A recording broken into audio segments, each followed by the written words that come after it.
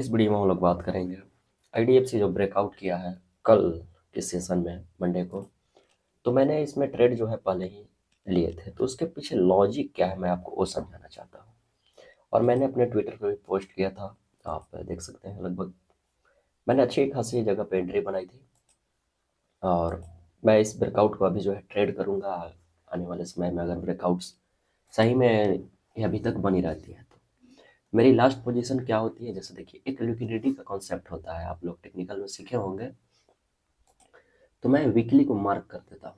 अगर ये फिर जो मंडे को जो इसने जो कैंडल है इसका लो काट दिया, यानी लगभग 81 रुपये और कितना 81 रुपये 80 पैसे का लो काट दिया, तो मैं यहाँ से बाहर निकलने का देखूंगा। क्योंकि मुझे ये जो ब्रेकआउट है कंफर्म नहीं दिखेगी, मुझे डाउट होगी।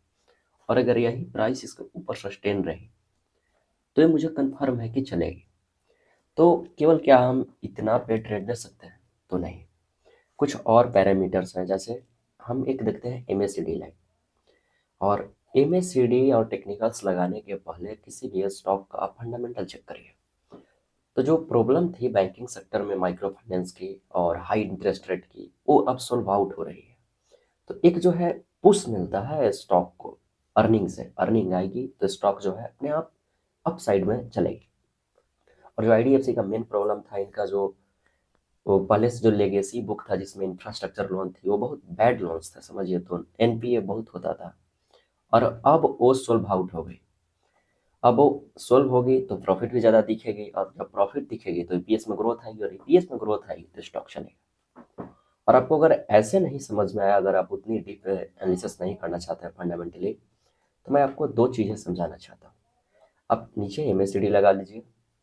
और ये प्राइस जो है, मैंने टेक्निकल में जो है ज़्यादा इंडिकेटर नहीं है, ये केवल मैं ईएमए यूज करता हूँ, वो भी केवल ट्रेड में कब तक बने रहना है इसलिए, और कब इंटर करना है।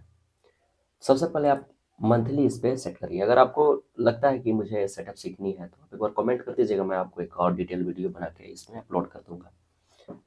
जब भी किसी भी किसी भी चार्ट में मुझे एमएससीडी जीरो के पास दिखती है, आप हिस्ट्री उठा के देखिए। आईडीएफसी में यहाँ पे एक बार जीरो के पास आया था, ठीक, और क्रॉस ओवर दिया जैसे ही एमएससीडी, आप स्टॉक प्राइस देखिए किस तरह का मूव दिखाती है। तो हम केवल एक टेक्निकली देख रहे हैं, लेकिन यहाँ पे फंडामेंटली जो हम ट्रैक करेंगे तो वहाँ पे अर्निंग अच्छी आ रही होगी और कंपनी जो है बढ़िया कर रही होगी। सेम लॉजिक यहाँ भी अप्लाई हो रहा है। जो प्रॉब्लम थी माइक्रो फाइनेंस में वो सॉल्व आउट हो रही है। जो इंफ्रास्ट्रक्चर का इनका लोन था, जो बैड लोन्स थी, वो अब धीरे धीरे खत्म हो रही है। और मैनेजमेंट जो है कॉन्फिडेंस के साथ एक अच्छा गाइडेंस दे रही है कि हम लोग आने वाले समय में अच्छा करेंगे। अब तो ये पूरी तरीके से अभी वेदनाथन पे है, क्या किस तरह का वो बैंक को जो है आगे लेकर चलते हैं और अर्निंग किस तरह का दिखाते हैं। तो ये तो हो गई मंथली ट्रैकिंग के लिए। और एंट्री के लिए हमें चाहिए वीकली। अगर आप वीकली में जैसा ही देखें, जब गिरावट यहाँ से शुरू हुई, क्रॉस ओवर दिया, तो आप देख रहे हैं कि लगभग जब से ये क्रॉस ओवर दिया तब से स्टॉक गिरते ही जा रहे थे।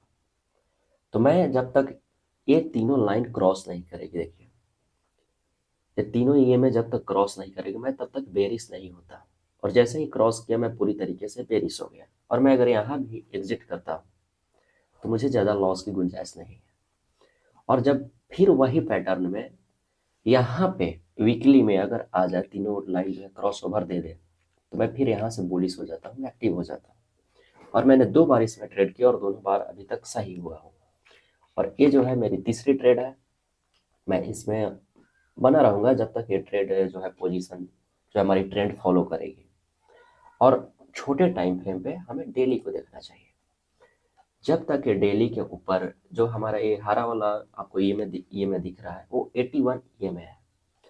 जब तक इसके आसपास या इसके ऊपर हो तब तक हम इसको बेरिश नहीं मान सकते हैं, बुलिश ही मान सकते हैं। आप हिस्ट्री उठा के देखिए, आप ट्रैक करिए।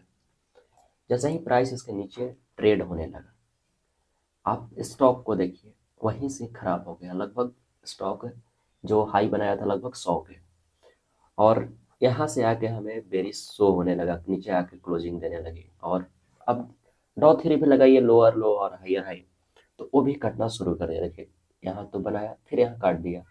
अब हमें 80 से बेरिश हो जानी है। जब भी मौका मिले, अगर मान लीजिए आप ऑप्शन सेलर हैं और शॉर्ट करना चाहते हो, आप शॉर्ट कर सकते हैं। तो सेम लॉजिक मैंने यहाँ भी अप्लाई किया और मैं अभी तक तो सही हूँ और कुछ नहीं। लेकिन एंट्री आप जब भी लीजिएगा 4 आवर पे लीजिएगा मेरे अनुसार से, वो आपको जो है परफेक्ट एंट्री दिलाती है। जब 4 आवर जीरो के पास MACD जो है रहे, तब आप एंट्री लीजिए, आपके लिए एक परफेक्ट जगह बनेगी। कहीं भी आप उठा के देख लीजिए। जैसे देखिए यहाँ से स्टॉक जो है एक बार ब्रेकआउट दिया, लेकिन फर्स्ट ब्रेकआउट कोई नहीं पकड़ सकता है। लेकिन जब प्राइस वहीं पे सस्टेन किया और 4 आवर में MACD ठंडा होने आया, तब देखिए फिर वहां से एक मूव आया। तो हमें ऐसे ही ट्रेल करते रहना है। और मेरी पोजीशन जो है MTF में होती है। मेरे पास उतने पैसे नहीं है कि मैं केवल स्टॉक को ऐसे ही बाई कर सकूं। मैं MTF में बाई करता हूँ, सेल करता हूँ, इसलिए मैं टाइटली फॉलो करता हूँ हर चीज़ को। नहीं फॉलो करूँगा तो मैं किसी दिन रोड पे आ सकता हूँ। अगर MTF कर रहा हूँ और ऐसे टाइटली फॉलो नहीं करूँगा, बैठूंगा तो बस यही मेरी सेटअप है। अगर मान लीजिए आपको ये सेटअप सीखनी हो तो आप मुझे एक बार कमेंट करिए, मैं आपको ज़रूर सिखाऊंगा। और मुझे अगर ट्विटर में फॉलो नहीं करते हैं तो आप जाके फॉलो कर सकते हैं। ये मेरी पेज है, मैं क्या करता हूँ क्या नहीं, मैं अब हरदम अपलोड करते रहता हूँ। मिलेंगे अगले वीडियो में।